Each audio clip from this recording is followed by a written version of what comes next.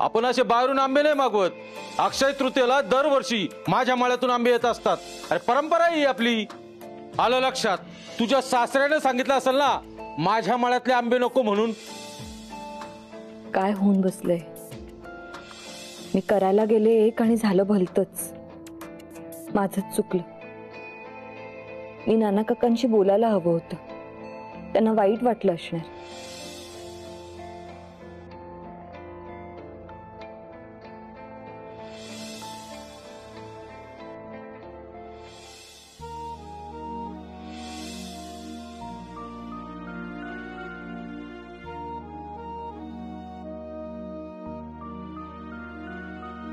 आदिती,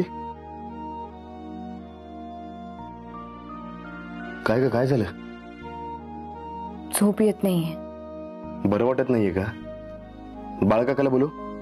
नाही, ठीक आहे. मग सेठ, आज घरात जे भांडण झालं ते माझ्यामुळे झालं. एक संधी मागितली होती रे मी सगळ्या देशमुखांना एकत्र आणण्यासाठी, पण ते सुद्धा नाही करू शकले. तात्या आणि बयूआजींची माफी मागून हे पान परत देऊन टाकणार आहे मी त्यांना. कारण जोपर्यंत हे पान माझ्या बरोबर आहे ना तोपर्यंत कायम मी ही जबाबदारी पार न पाडल्याचं गिल्ट असणार आहे माझ्या बरोबर.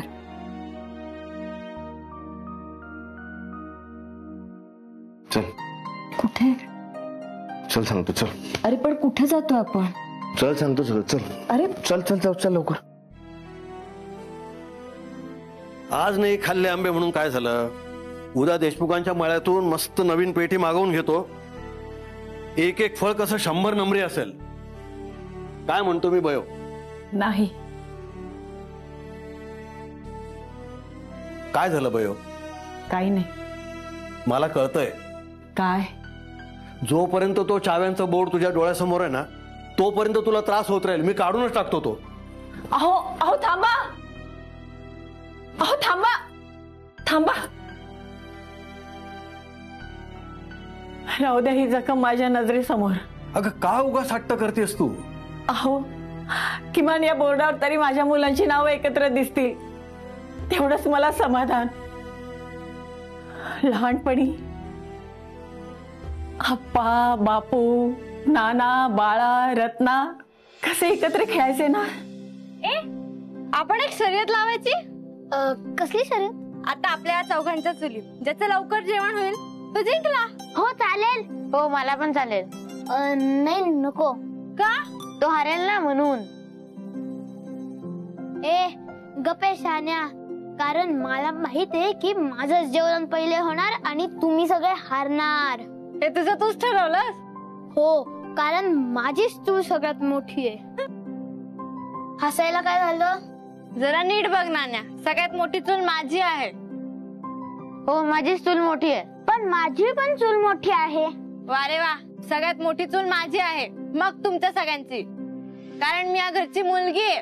असं नसतं, मी लहान आहे म्हणून माझी चूल मोठी.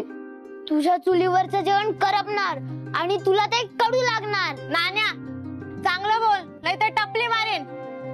मग मान्य कर की मी बनवलेली चूल मोठी आहे, नाहीतर बघ मी काय करतो. जा रे जा. काय करणार आहे तू? मी तुमच्या चुली फोडून टाकेल. मग मी पण तुझी चूल फोडून टाकेन. अहो रत्ना अक्का, माझी चूल जर फोडली ना तर मी शांत नाही बसणार. हा मी सुद्धा. काय रे भांडण कशाला आहे? हा नाना. मी का तुम्ही? अरे आधी मला सांगा काय झालंय, मग मी ठरवतो कोणाची चूक आहे ते. आम्ही ना सगळे जेवण बनवायचं ठरवत होतो, तर कोणाची चूल मोठी आहे याच्यावरनं भांडण झालं होते. तर हा नाना मध्येच येऊन म्हणतो मी तुमच्या सगळ्यांच्या चूल फोडून टाकेल. हो ठीक आहे, कळलं मला. मुळात वेगवेगळ्या चुली म्हणजेच वाद. हो सांगतो, बसा.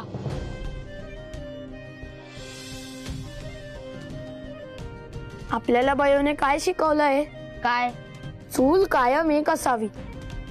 चूल जर एक असली तर घर बांधलेलं राहतं. जर का चूल वेगळ्या झाल्या तर एकही राहत नाही. आपण एकत्र राहायचंय ना. हो. मग चूल अशी वेगवेगळी करून कसं चालणार? आता आपण मिळून मिसळून एका चुलीवर जेवण बनवायचं. मी ना आज भाजी बनवते बरं मी ना चपाती बनवतो, मला मदत करतो. आणि मी आग लावतो. आजही आप्पाकडून माझी हीच अपेक्षा होती. बयो, अगं लहानपणची गोष्ट निराळी होती. त्यावेळेस कोणाला शिंग नव्हती फुटलेली. अहो अहो पण बयो, जास्त विचार करू नकोस बरं. ये झोप शांतपणे.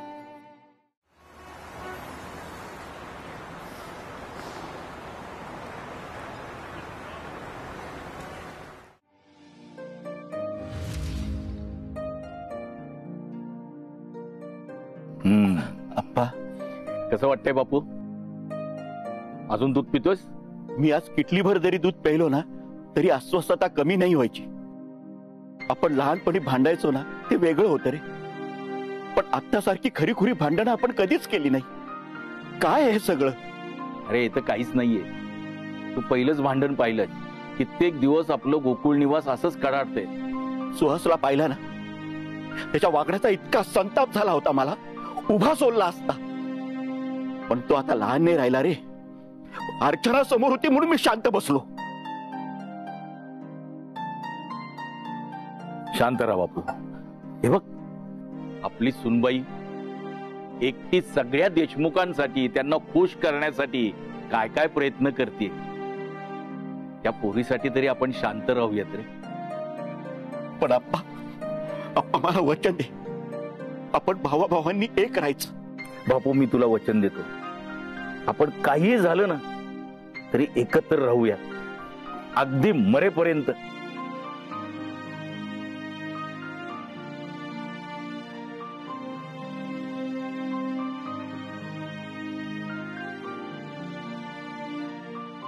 रुमाल घे. मी रडत नाहीये. अरे डोळे पुसण्यासाठी नाही, मिशी पुसण्यासाठी. हा? काय? दुधाची मिशी. माझं ठरलंय. आता काय? वाटण्यांचा निर्णय मी सांगून टाकणार आहे.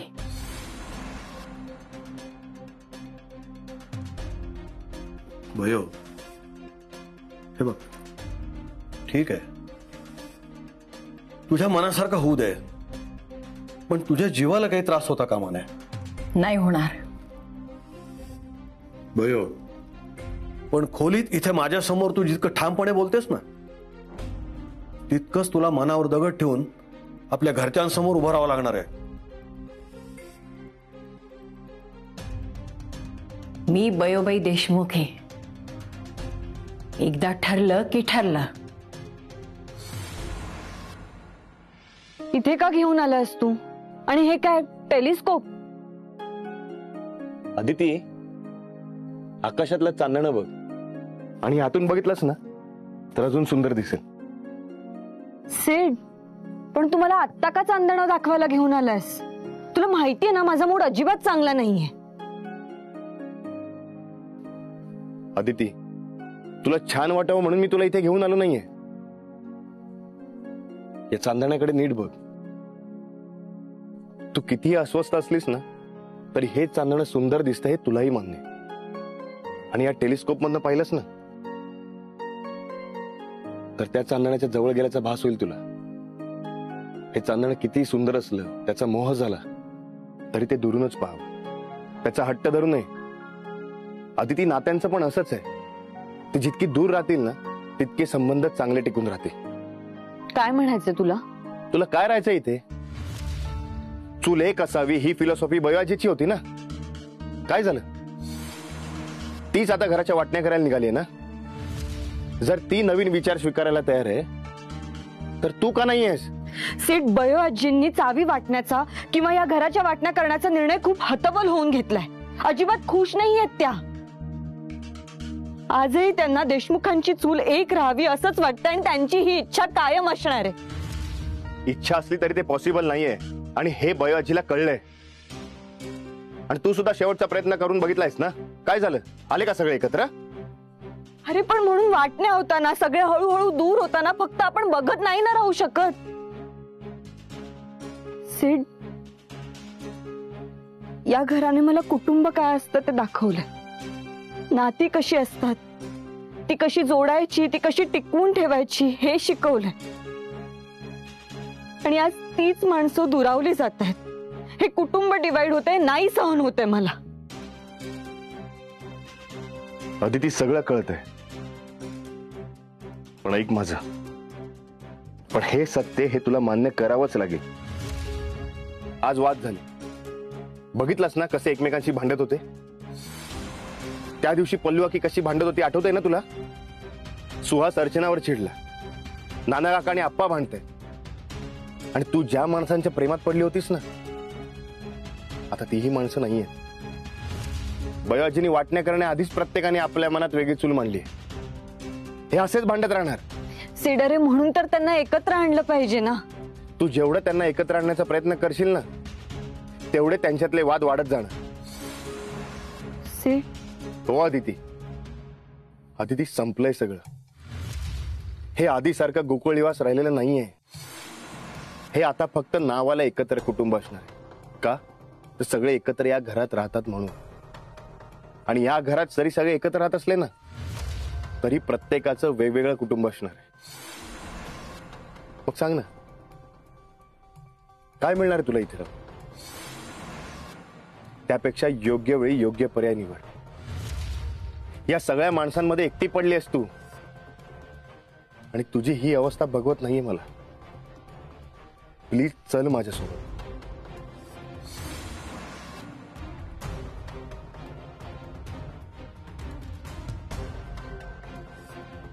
ही जबाबदारी अर्धवट सोडून मी कुठेही येणार नाही. आणि मला असं वाटतं या घरातले सगळे असे अस्वस्थ असताना निघून जाणं म्हणजे जबाबदारीपासून पळून जाणं ठरेल. मी तर येणार नाही, पण तू सुद्धा विचार कर, आत्ता जाणं योग्य आहे का?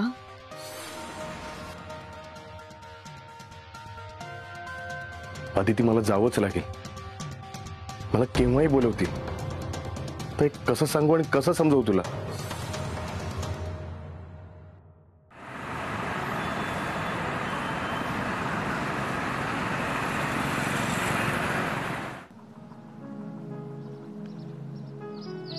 अहो, सिद्धार्थ देशमुख इथेच राहतात का? मीच आहे सिद्धार्थ देशमुख. अच्छा, तुम्हीच आहात का? अरे बरं झालं, इथेच भेटला. चला बोला ना, काय झालं? अहो, हे तुमचं लेटर आलंय, जरा इथे साइन करता का प्लीज? हो. कुठे इथे? हो. ठीक आहे.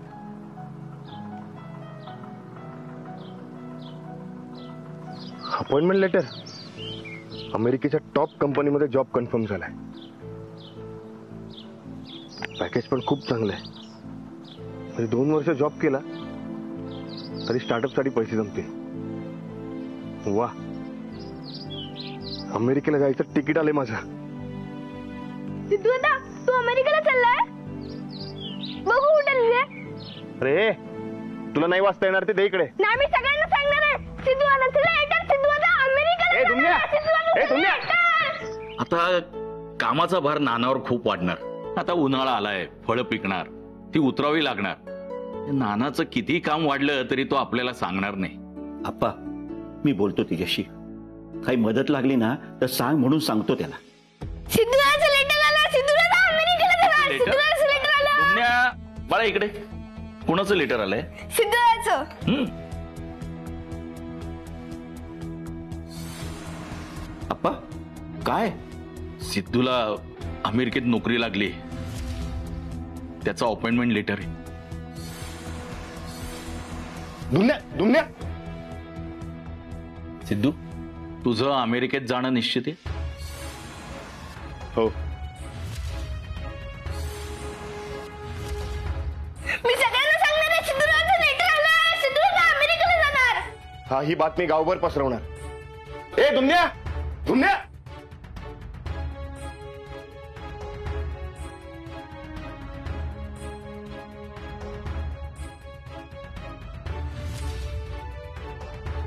अहो, सिद्धू खरंच चाललाय अमेरिकेला. मन घट्ट करा. आता इतकं हळवं होऊन चालणार नाही. एकंदरीत कालचं भांडून बघून असं वाटतंय की बयो आणि तात्या हा जो वाटण्यांचा निर्णय आज सगळ्यांना सांगून टाकतील ते. हो ना, आणि कोणी फारसा विरोधही करणार नाही त्याला, आणि कोणी विरोध केलाच तर मी आहेच ना. त्याचीच तर भीती आहे. म्हण. सिद्धू असं लेटर आला, सिद्धू असं लेटर आला, सिद्धू. अरे बाळा, जरा हळू बघून चालायचं ना. हात धडकला असतास आमच्यावर, लागलं असतं की नाही आपल्याला. आणि काय रे असं काय धावतोस? सिद्धू असं लेटर आलंय, सिद्धू आता अमेरिकाला जाणार आहे, अमेरिकाला. ए दुम्या, दुम्या, दुम्या. अरे सिद्धार्थ, एक मिनिट, काय झालं काय? हा दुम्या काय म्हणतोय? माझं अपॉइंटमेंट लेटर आलंय अमेरिकेवरून. अरे वा वा वा, क्या बात आहे. आलं अपॉइंटमेंट लेटर? हो. चला बरं झालं. सिद्धार्थ, आता एक काम कर, आदितीला ताबडतोब इथनं अमेरिकेला घेऊन जा. सर, ही गोष्ट आदितीला कशी सांगू तेच कळत नाही. अरे त्या दुमण्याला थांबव, नाही तर तिला सांगायचं काम तू दुमण्याच करणार. हो हो.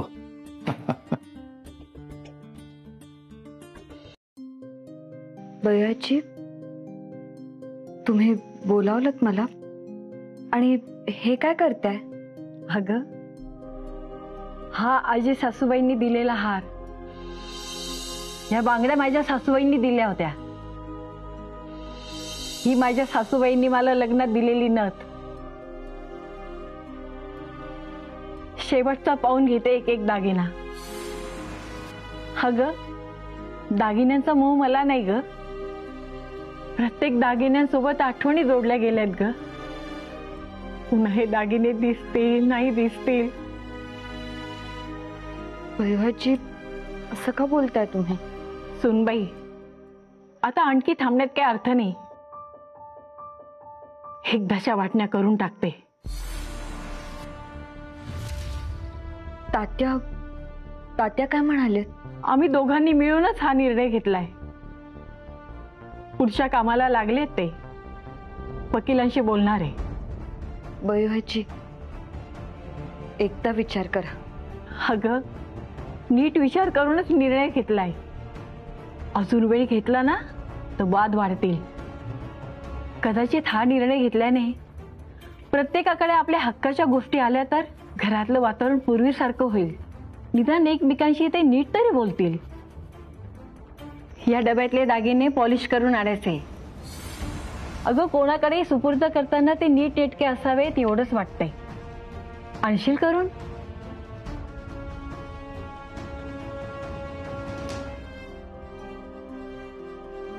बयाजी, सॉरी. मी तुमच्याकडून एक शेवटची संधी मागून घेतली होती, पण त्या संधीचा फायदा नाही करून घेऊ शकले. उलट माझ्यामुळेच भांडणं झाली. सुनबाई, तू स्वतःला दोष नको देऊस. किमान तू प्रामाणिकपणे प्रयत्न तरी केलास, पण कोणी समजून घेत नाही. यात तुझी काय चूक आहे?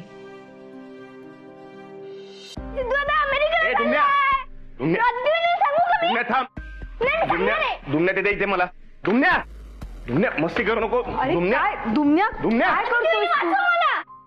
दुमण्या मस्ती करू नकोस. मी कुठे मस्ती करतोय? मी तर फक्त आदिती लेटर द्यायला आलोय. हे बघ ना आदिती वहिनी, कसं चिडतोय माझ्यावरती. ए, काय, कसलं लेटर? दाखव इकडे. हे बघ, मी आदिती वहिनीला लेटर दिला.